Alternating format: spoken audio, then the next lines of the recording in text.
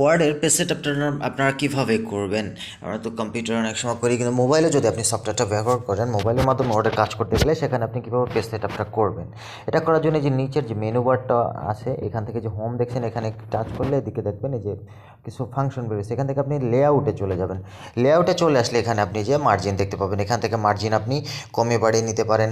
এছাড়া এখানে যে আছে আপনার এই যে সাইজ, মূলত এই সাইজটা আপনার আগে ঠিক করে নেবেন। আপনি কোন ধরনের পেজটা সিলেক্ট করবেন, লেটার নেবেন না লিগ্যাল নেবেন নাকি A4 নেবেন, এখান থেকে আপনি সাইজটা ঠিক করে দিবেন।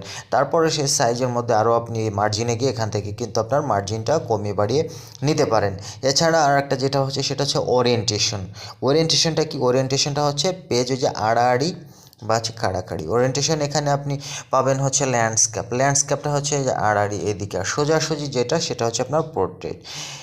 এখানে এই ফাংশনে এসে আপনারা আপনাদের পেজ সেটআপটা ঠিক করে নিতে পারবেন।